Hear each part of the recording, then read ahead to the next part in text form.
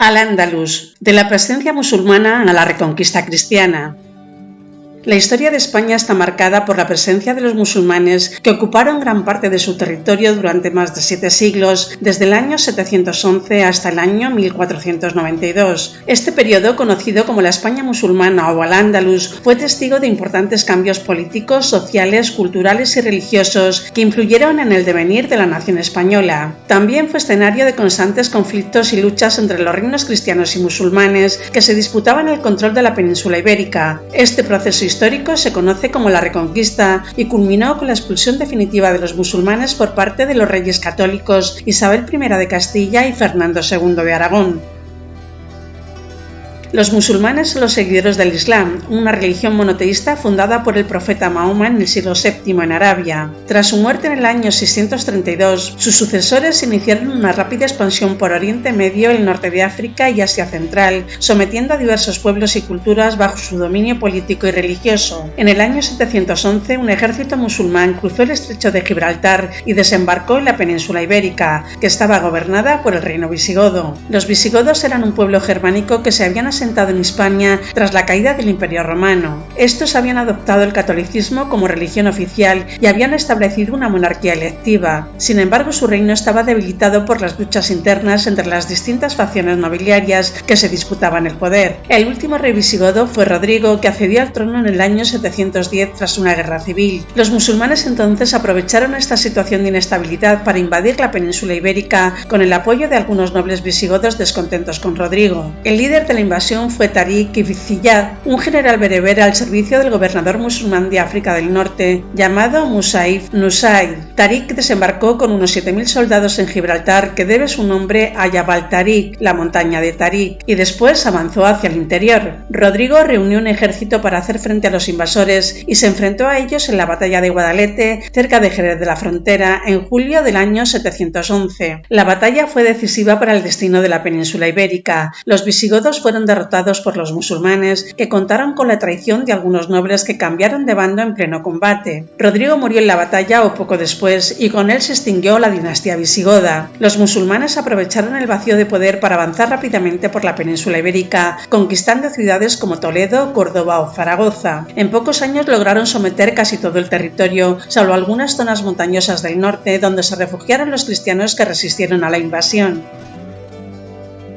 Los musulmanes llamaron Al-Ándalus al territorio que habían conquistado en la península ibérica. Al principio, Al-Ándalus fue una provincia dependiente del califato omeya, el imperio musulmán que tenía su capital en Damasco. Los gobernadores de Al-Ándalus eran nombrados por el califa y tenían su sede en Córdoba. Sin embargo, Al-Ándalus pronto adquirió una gran autonomía política y cultural, debido a su lejanía del centro del poder y a su diversidad étnica y religiosa. Los habitantes de Al-Ándalus eran muy heterogéneos. Por un lado estaban los musulmanes, que se dividían en dos grupos principales, los árabes y los bereberes. Los árabes eran los descendientes de los conquistadores originarios de Arabia y Siria, que formaban la élite política, militar y religiosa. Los bereberes, por su parte, eran los descendientes de los pueblos norteafricanos que se habían convertido al Islam y que habían participado en la invasión, pero que ocupaban una posición social inferior a la de los árabes. Entre los musulmanes también había algunos conversos procedentes de la población hispano-romana o visigoda que adoptaron el Islam por conveniencia o convicción. Estos se llamaban muladíes. Por otro lado estaban los no musulmanes, que se dividían en dos grupos principales, los cristianos y los judíos. Los cristianos eran los descendientes de la población hispano-romana o visigoda que conservaron su fe católica y su lengua romance. Estos se llamaban mozárabes. Por su parte, los judíos eran los descendientes de la población hebrea que habitaba en la península ibérica desde tiempos antiguos y que mantenían su religión y su cultura. Tanto los cristianos como los judíos tenían el estatus de dhimmis, es decir, protegidos por el Islam, pero sometidos a una serie de restricciones legales, fiscales y sociales. La convivencia entre estos grupos fue compleja y variable a lo largo del tiempo. Hubo momentos de tolerancia y colaboración, pero también de enfrentamiento y persecución. En general, se puede decir que los musulmanes impusieron su dominio político y religioso sobre los no musulmanes, pero también asimilaron muchos elementos culturales de estos. Así, Al-Ándalus se convirtió en un espacio de intercambio y mestizaje entre las civilizaciones islámica, cristiana y judía.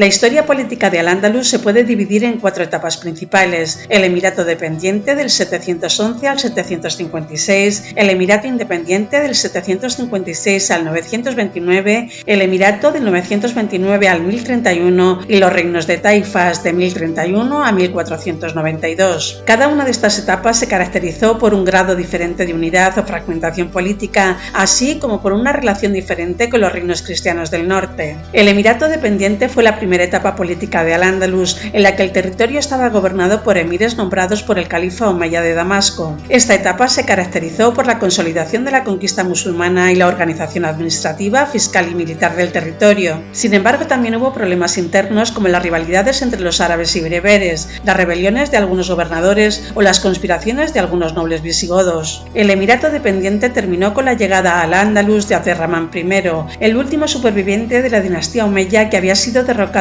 por los abasíes en el año 750. Abderramán I se proclamó emir independiente en el año 756 y fundó una nueva dinastía que gobernaría Al-Ándalus durante más de 2 siglos. El Emirato independiente fue la segunda etapa política de Al-Ándalus, en la que el territorio estaba gobernado por emires de la dinastía omeya que se habían rebelado contra el califato abasí de Bagdad. Esta etapa se caracterizó por el fortalecimiento del poder central y el desarrollo cultural y económico de Al-Ándalus. Sin embargo, también hubo desafíos externos como las incursiones de los francos, los normandos o los vikingos y conflictos internos como las revueltas de los mozárabes, los muladíes o los bereberes. El Emirato independiente alcanzó su apogeo con Abderramán III, que gobernó entre el 912 y el 961. Este logró pacificar Al-Ándalus sometiendo a los rebeldes y a los reinos cristianos del norte. También impulsó el comercio, la agricultura, la industria y las ciencias, convirtiendo a Córdoba en una de las ciudades más prósperas y cultas del mundo. En el año 929, Abderramán III se proclamó califa, es decir, sucesor del profeta Mahoma y líder supremo de los musulmanes. El califato fue la tercera etapa política de Al-Ándalus, en la que el territorio estaba gobernado por califas de la dinastía omeya que reclamaban la legitimidad religiosa y política frente al califato abasí. Esta etapa se caracterizó por el esplendor cultural y artístico de Al-Ándalus, que alcanzó su máximo nivel de civilización. Sin embargo, también fue una etapa de decadencia política y social marcada por las intrigas palaciegas, las luchas dinásticas y las divisiones internas. El califato se mantuvo con relativa estabilidad hasta la muerte de Almanzor, el Hajib o primer ministro que ejerció el poder real entre el 978 y el 1002. Almanzor fue un gran caudillo militar que sometió a los reinos cristianos del norte con sus famosas aceifas o campañas anuales. También fue un gran mecenas cultural que favoreció el desarrollo de las letras y las artes. Sin embargo, su muerte provocó una crisis sucesoria que desencadenó en una guerra civil entre sus hijos y los descendientes del último califa legítimo, Hisham II.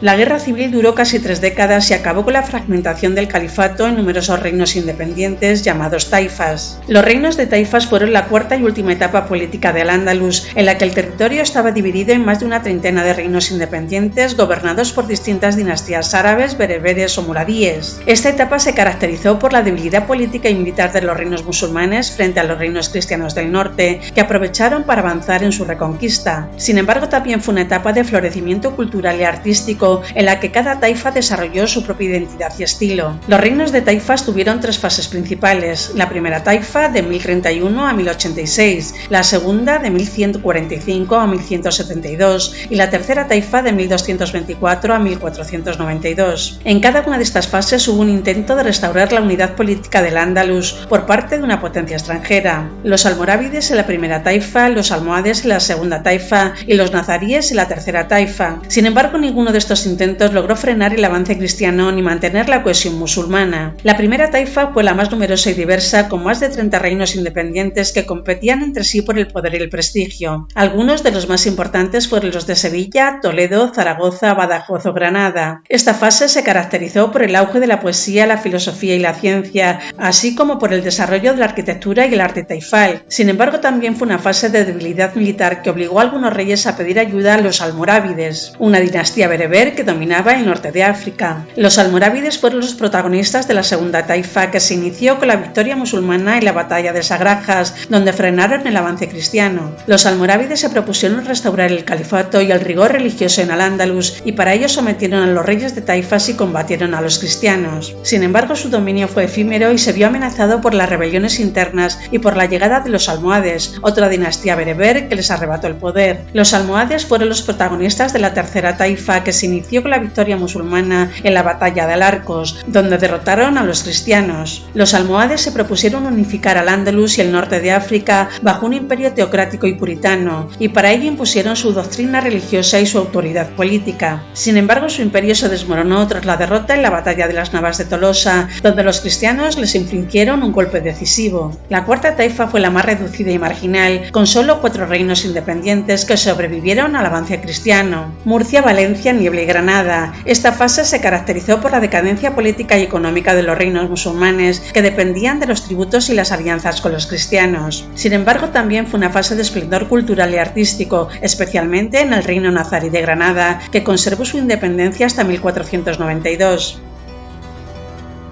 El fin de Al-Ándalus se produjo en el año 1492, cuando los reyes católicos Isabel I de Castilla y Fernando II de Aragón conquistaron el último reino musulmán, el nazarí de Granada. Tras una larga guerra que duró 10 años, los reyes católicos entraron triunfalmente en Granada el 2 de enero de 1492. El último rey musulmán, Boabdil, les entregó las llaves de la ciudad y se exilió a África. Con este hecho se puso fin a más de 7 siglos de presencia musulmana en la península ibérica. La conquista de Granada tuvo importantes consecuencias políticas, sociales, culturales y religiosas para España y para el mundo. Por un lado, supuso la unificación política de España bajo una misma corona y una misma fe católica. Por otro lado, supuso el inicio del proceso de expulsión y conversión forzosa de los musulmanes y los judíos que habían convivido con los cristianos durante siglos. Asimismo, supuso el inicio del proceso de expansión colonial e imperial de España por América y Asia. Y finalmente supuso el fin de una etapa histórica única e irrepetible en la que Al-Ándalus fue un espacio de intercambio y mestizaje entre las civilizaciones islámica, cristiana y judía.